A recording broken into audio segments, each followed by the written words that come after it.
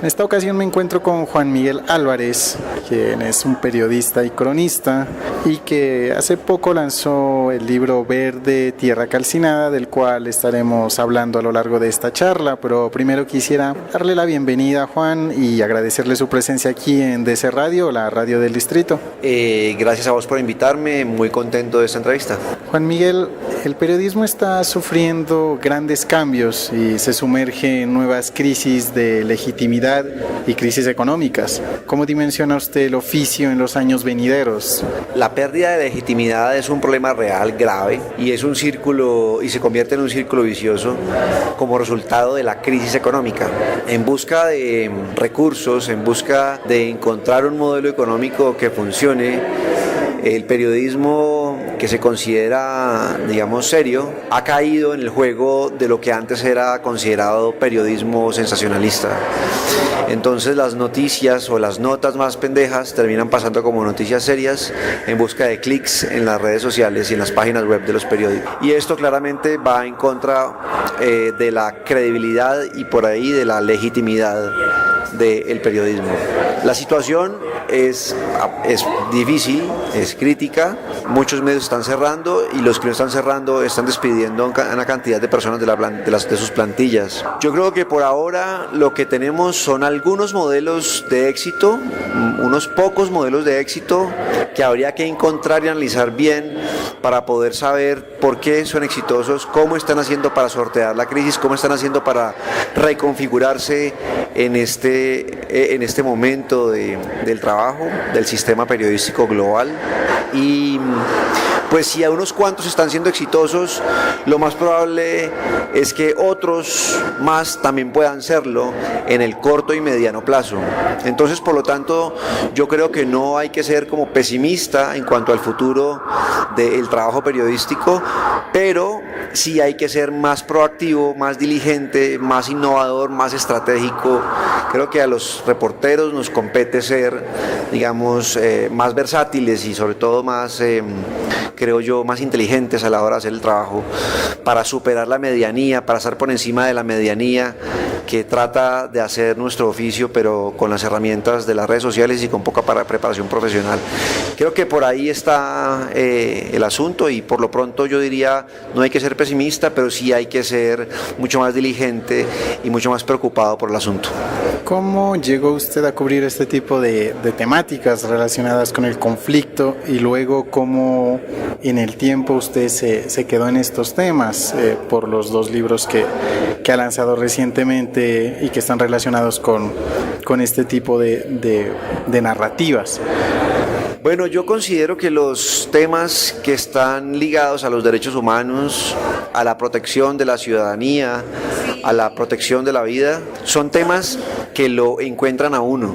No necesariamente uno va y los busca, sino que uno está trabajando en su vida cotidiana, en sus temas elementales de siempre, en sus intereses normales, y en algún momento ocurre algo que lo jala a uno hacia los temas de derechos humanos. En mi caso, tuvo que ver con algunos episodios de violencia por los cuales yo estuve, digamos, afectado, no directamente, sino indirectamente, y yo empiezo a hacerme preguntas, a cuestionarme, a hacer preguntas de mi entorno, de mi ciudad, de mi barrio, y esas preguntas me llevan a investigar. Entonces, en la medida en que yo voy investigando y voy encontrando, digamos, algunos hilos para jalar, para seguir investigando, para seguir haciéndome preguntas, me voy dando cuenta que me voy sumergiendo mucho más. Y también tiene que ver con que una vez yo publico mi primer libro, que se llama Balas por encargo, que es un libro que describe el tema del sicariato, de la violencia y del narcotráfico en el eje cafetero. Los editores que estaban en proyectos de temas de conflicto armado y derechos humanos encuentran en mí una opción de trabajo, encuentran que yo puedo encargarme o desempeñarme en áreas del conflicto armado.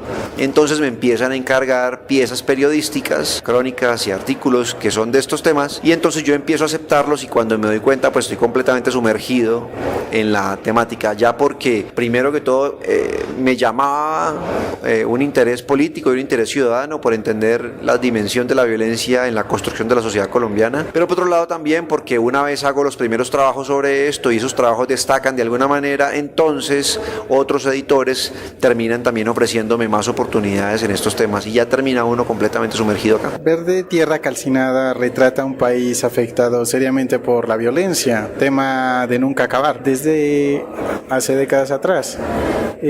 Como el suyo, muchos periodistas han generado trabajos de este tipo y han contribuido a capturar su tiempo para que futuras generaciones lo conozcan. ¿Usted se ve como un agente de memoria en un país como el nuestro? ¿Le gustaría que su trabajo sea recordado así? Pues me gustaría, no estoy seguro. Yo trabajo de la manera más honesta posible y trato de que mis libros calen en el lector, de que mis libros le dejen algo al lector. Y algunos lectores tiempo después me han dicho cosas que me han dejado muy satisfecho. No hace mucho un lector, un novelista internacional, Leonardo Padura Fuentes, me dijo, después de haber leído mi libro, me dijo, había leído en mi libro la historia de 3 o 4 personas que nunca en su vida iba a olvidar.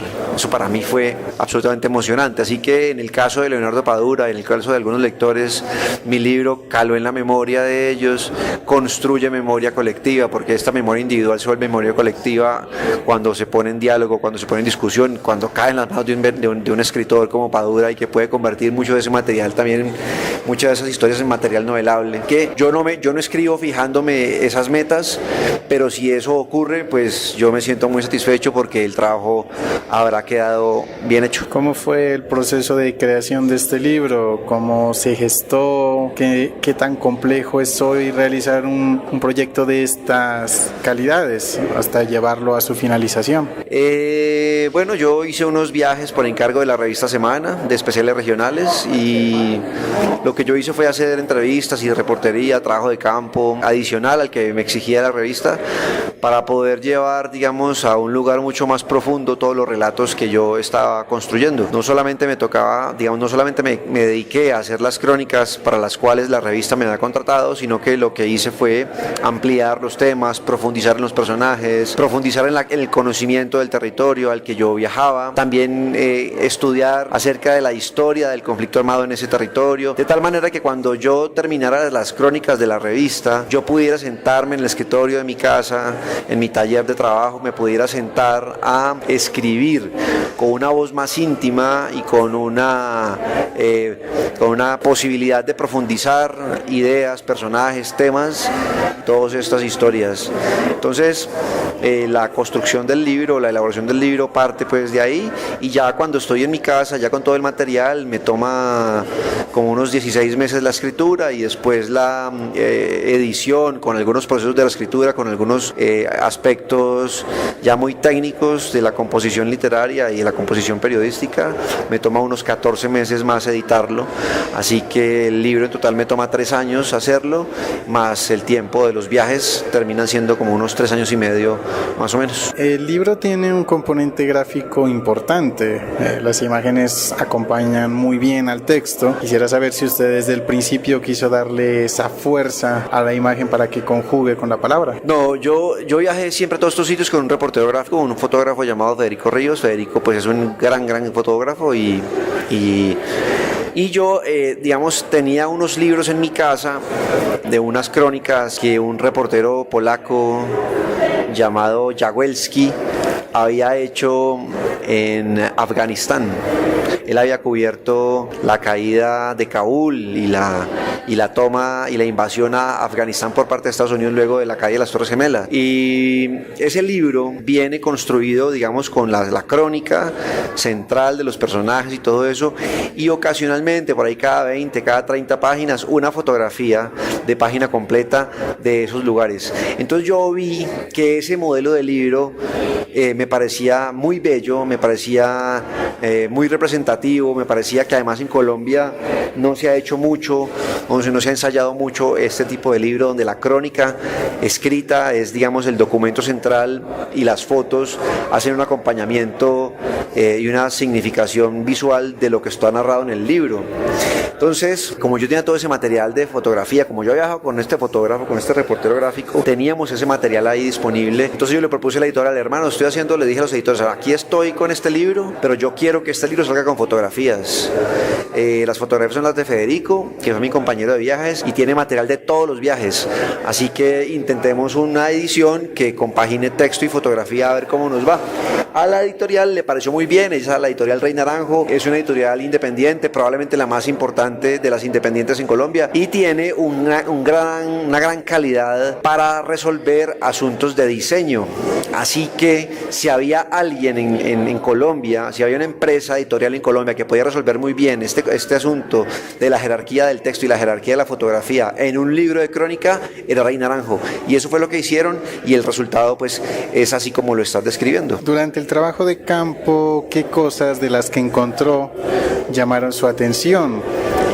Es un lugar común decir que siempre hay un país escondido, hablando de Colombia, pero ¿qué le generó asombro, indignación, pero también le generó esperanza y alegría? Todo lo que está en el libro, o sea, por eso lo escribí, porque todo lo que hay en el libro, todo lo que está en el libro, que no es todo lo que conocí, todo lo que aprendí en esos viajes, me causó asombro, desconcierto, frustración y también esperanza. Por eso escribí el libro, porque la cantidad de sensaciones y de emociones encontradas a lo largo de los viajes y a lo largo de las conversaciones con las personas me llenaron como de estímulos políticos, estímulos morales que me empujaron a escribir este libro. Así que decirte, digamos, una o dos cosas, pues la verdad